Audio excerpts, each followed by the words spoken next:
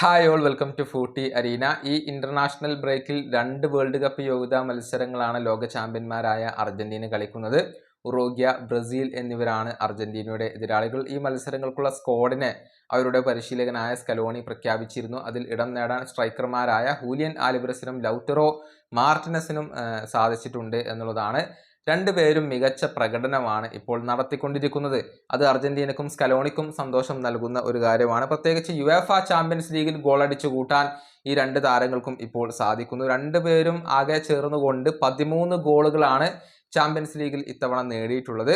ലൗറ്ററോയുടെ കാര്യത്തിലേക്ക് വരുമ്പോൾ ഇന്റർ മിലാന് വേണ്ടി ആകെ 9 UCL മത്സരങ്ങൾ അദ്ദേഹം കളിച്ചു. എന്നാൽ 5 മാത്രമാണ് അദ്ദേഹം സ്റ്റാർട്ട് ചെയ്തിട്ടുള്ളത്. അതിൽ നിന്ന് 6 ഗോളുകൾ നേടാൻ അദ്ദേഹത്തിന് കഴിഞ്ഞിട്ടുണ്ട്. ഹൂലിയൻ ആൽവറസിന്റെ കാര്യത്തിലേക്ക് വരുമ്പോൾ 9 മത്സരങ്ങൾ കളിച്ചു. അതിൽ നിന്ന് 7 ഗോളുകളും 1 അസിസ്റ്റും അദ്ദേഹം സ്വന്തമാക്കിയിട്ടുണ്ട് എന്നുള്ളതാണ്. അങ്ങനെ രണ്ടുപേരും മികച്ച ഫോമിൽ കളിക്കുന്നു എന്നുള്ളത് സ്കലോണിക്ക് സന്തോഷം നൽകുന്ന ഒരു കാര്യമാണ്. രണ്ടുപേരെയും അദ്ദേഹം ഒരുമിച്ച് ഉപയോഗപ്പെടുത്തുമോ എന്നുള്ളതൊക്കെ കാത്തിരുന്നു കാണേണ്ട കാര്യമാണ്. പ്രത്യേകിച്ച് ഹൂലിയൻ ആൽവറസ് എന്തായാലും സ്റ്റാർട്ടിംഗ് 11ൽ സ്ഥാനം അർഹിക്കുന്നുണ്ട്. അത്രയും മികച്ച രൂപത്തിലാണ് അദ്ദേഹം ഇപ്പോൾ കളിച്ചുകൊണ്ടിരിക്കുന്നത്. എന്നാൽ ലൗറ്ററോയും മോശമല്ല.